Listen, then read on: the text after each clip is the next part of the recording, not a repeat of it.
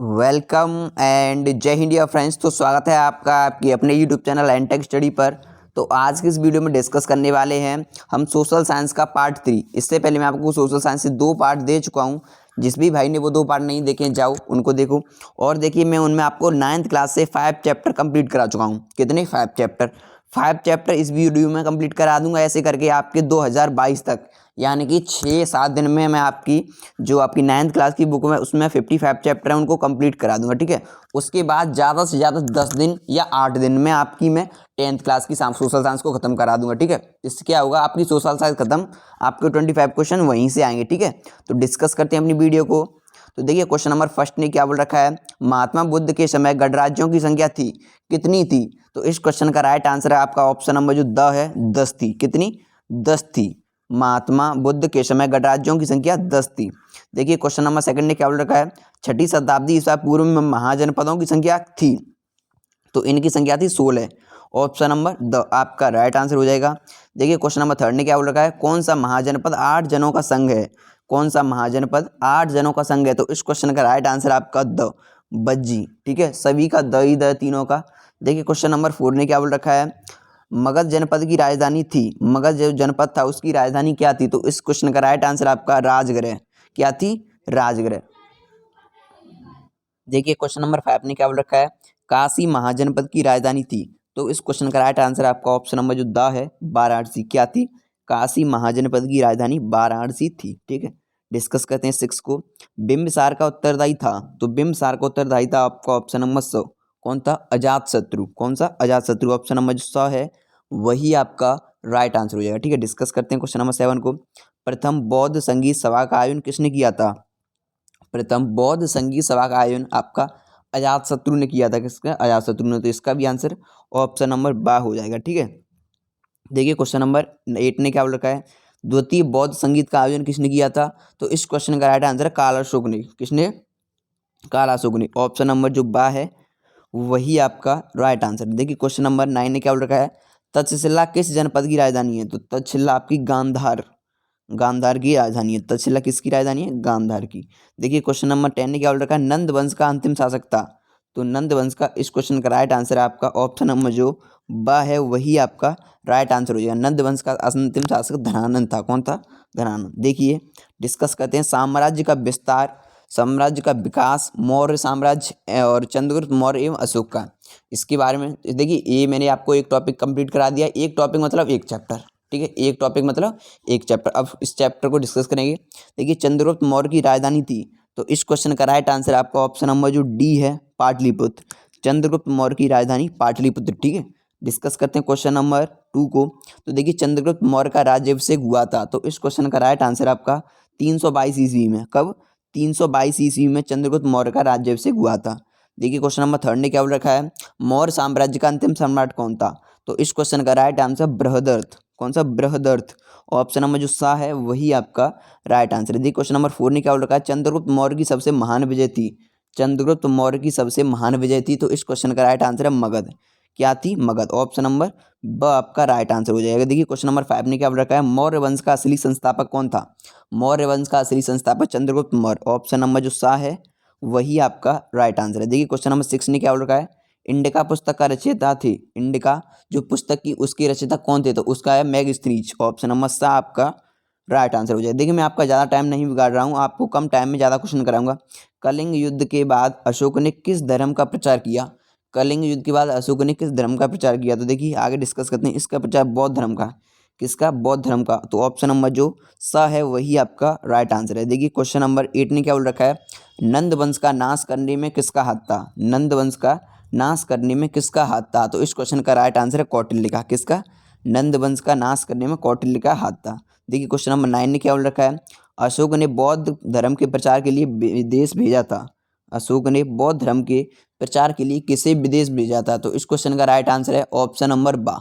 कौन सा? Option number बा, पुत्र महेंद्र एवं पुत्री, पुत्र महेंद्र एवं पुत्री संघमित्रा को। ठीक है, ऑप्शन नंबर जो बा है वही आपका राइट आंसर है। देखिए क्वेश्चन नंबर 10 ने क्या बोल रखा है, मौर्य वंश के पतन का कारण था। मौर्य वंश के पतन का कारण था।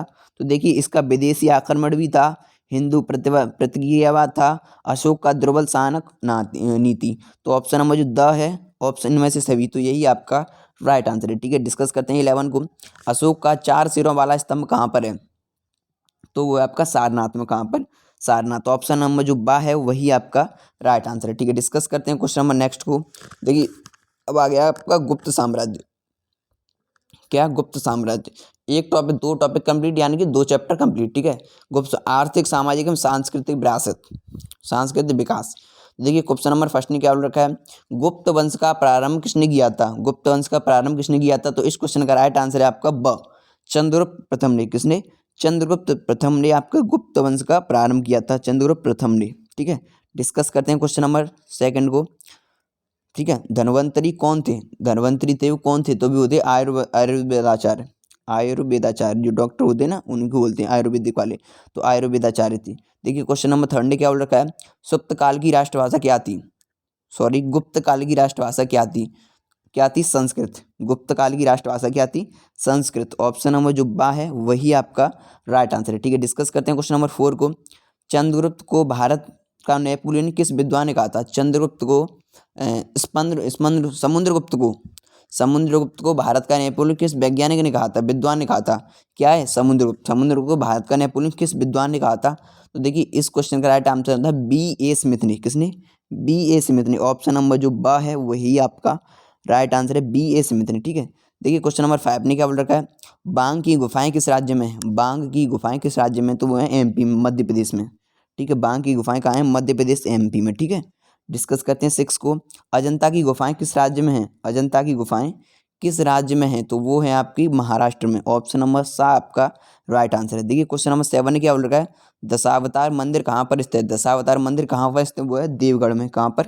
देवगढ़ में। ऑप्शन नंबर जो द है वही आपका राइट आंसर है। देखिए क्वेश्चन नंबर 8 ने क्या बोल रखा है? फायान किसके शासनकाल में भारत आया था? फायान किसके शासनकाल में भारत आया था? तो वो आया था चंद्रगुप्त द्वितीय के में। किसके में? चंद्रगुप्त द्वितीय थे, उनके शासनकाल में भारत आया था। ठीक है, डिस्कस करते हैं क्वेश्चन नंबर 9 को। कालिदास किस राज्य के दरबारी कवि थे? कालिदास किस राज्य के दरबारी कवि थे? तो इस क्वेश्चन का राइट आंसर है आपका स, चंद्रगुप्त विक्रमादित्य के। चंद्रगुप्त विक्रमादित्य के। ठीक है, डिस्कस करते हैं क्वेश्चन नंबर 10 को।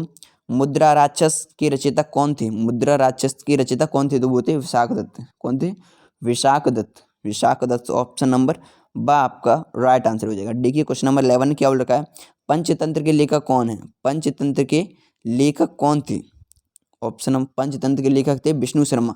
कौन थे? विष्णु शर्मा। ऑप्शन नंबर जो आपका बा में दे रखा है वही आपका राइट आंसर है। ठीक है, पंचतंत्र के जो आपके लेखक थे वो थे विष्णु शर्मा। देखिए क्वेश्चन नंबर 12 ने क्या बोल रखा है? गुप्त वंश के पतन का कारण था। गुप्त वंश के पतन का कारण क्या था? तो वो था हुंडों के निरंतर आक्रमण। हुंडों के निरंतर आक्रमण। ऑप्शन नंबर जो आ है वही आपका राइट आंसर हो जाएगा। ठीक है, डिस्कस करते हैं नेक्स्ट को। तो देखिए ये अब आ गई हर्षकालीन उपलब्धियां। अब आ गया हर्ष का जीवन।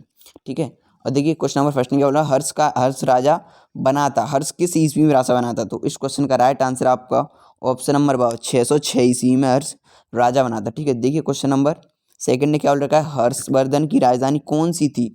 हर्षवर्धन की राजधानी थी आपकी, बताइए। इस क्वेश्चन के दो आंसर लगते हैं, बताइए कौन सी थी? पाटलिपुत्र थी या कन्नौज थी?